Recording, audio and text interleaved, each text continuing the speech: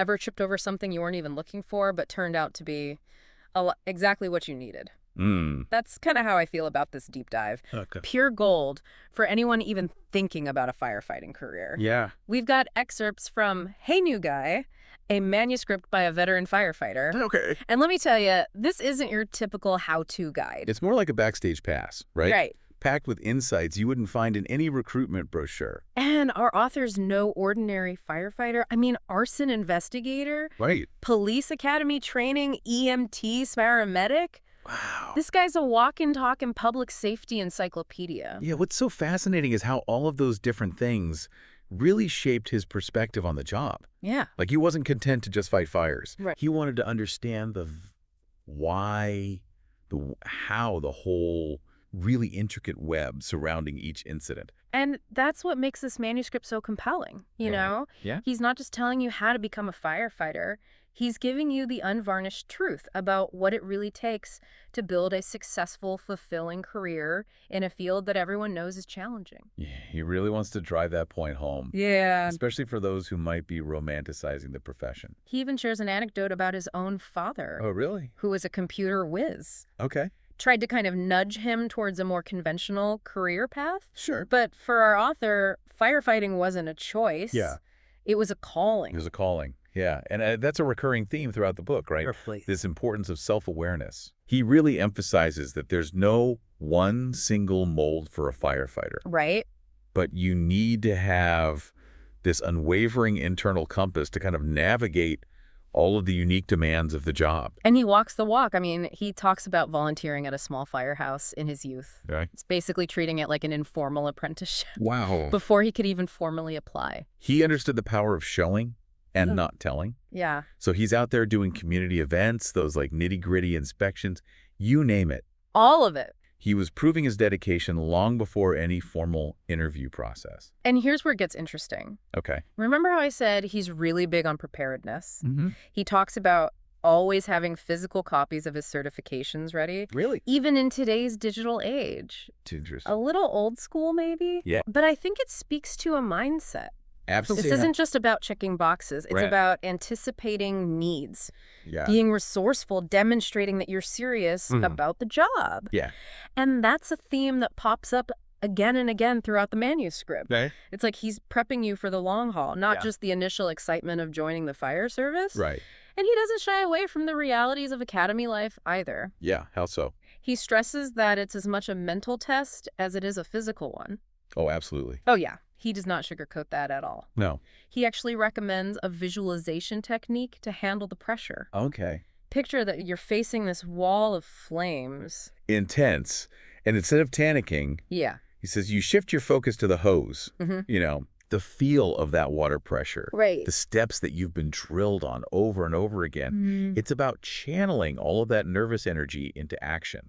It's like mental muscle memory. Yeah. Training your mind to stay sharp when things get really intense. Exactly. And speaking of intense, he doesn't stop at the academy prep.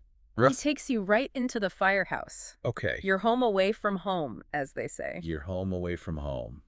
And it's so clear that cleanliness is non-negotiable. Oh, yeah. He describes it as a matter of respect, Yeah. not just for the space itself, Right. but for the legacy that it represents. It's almost sacred in a way, right? Totally. And the stories he tells. Oh, yeah. He recounts this almost comical exchange with a rookie who grumbled about having to wash the ambulance after a run. Oh, no. You can practically hear the eye roll in the veteran firefighter's voice.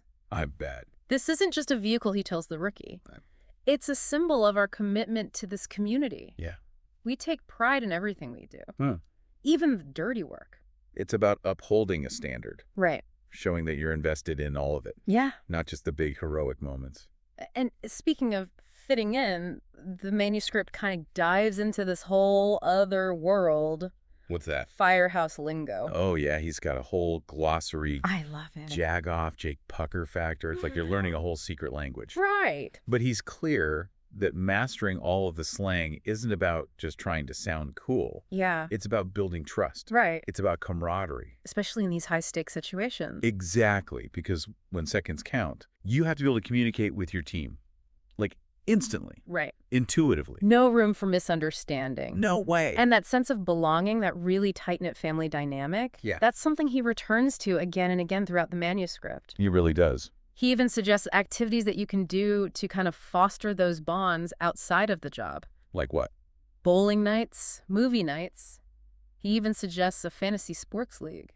It sounds like he's advocating for this holistic approach to well-being. Totally. He's saying that camaraderie isn't just about having fun. Right. It's about building up that resilience against the stress of the job. Because you can't pour from an empty cup, as they say. Exactly. You need that network. Yeah. You need that outlet to process everything and recharge. And get this. What's that? He even includes a section on firehouse cooking. Really? It sounds kind of out of left field. It does. But he makes this brilliant connection between sharing meals and building camaraderie. Oh, okay. He talks about his legendary chili recipe, Okay. which is a closely guarded secret, apparently, Of course it is. and how it became the symbol of these late-night gatherings, all the stories, the bonds forged over steaming bowls of comfort food. I'm sold. I need this chili recipe. Right. But it's more than just the food, though, right? Oh, it's way more than that. It's about having that space Yeah. for connection, Yeah. decompression, Yeah. those moments of lightness amidst all the intensity of that job. Totally. And he doesn't shy away from the mental and emotional toll either. How is so? He talks about developing a mental first aid kit. These tools and techniques for dealing with the trauma and the stress that's inherent to firefighting. Interesting. And it's not about just toughing it out on your own either. Right. It's not like the old days. He's a huge advocate for seeking professional help when you need it. Yeah. Finding a therapist who gets it, you know? Absolutely. Who understands the unique pressures that come with being a first responder. Someone who speaks the language. Totally. And it's about normalizing those conversations, right? Yeah. Breaking down the stigma surrounding mental health. Yeah, especially in a profession that's so often associated with, you know.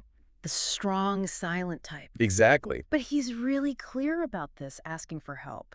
Yeah. That's not a weakness. Not at all. It's a sign of strength. It's about self-awareness. Totally. Knowing your limits so you can be there for your team when it really matters. And when it really matters, you need to be at your best. 100%. And he's big on physical fitness, too. Of course. And not just for passing those grueling CPAT tests. Right, which are the candidate physical ability tests that Yeah. you need to qualify for most firefighting academies. And those simulations, man, they are no joke. Oh, they're tough. He even lays out like a sample workout routine. Yeah, really? Tailored to the demands of the job. Wow. Talk about going the extra mile. Right. Like this guy is all about preparation. That much is clear. Yeah. But it's not just about that. He also stresses how important it is to be adaptable. Go. To be open to learning from every situation and every person that you encounter. You talking about lifelong learning. Totally. And that's actually what struck me most about this whole manuscript. What's that? It's not just a guide to being a firefighter. Okay. It's a guide to being a better human being. I love that. He shares this really powerful story about a seasoned firefighter that he encountered like early in his career. Okay.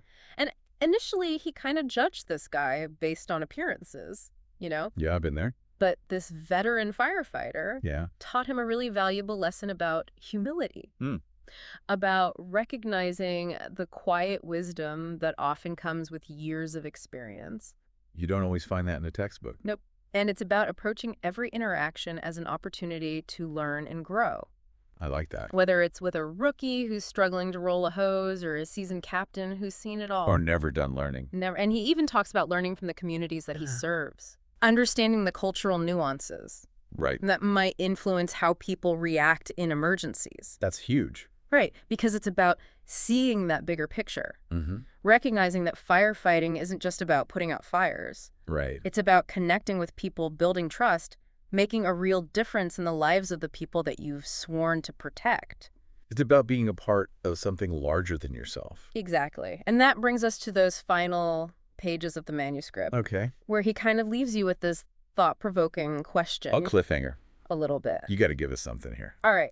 So he asks, what will your legacy be?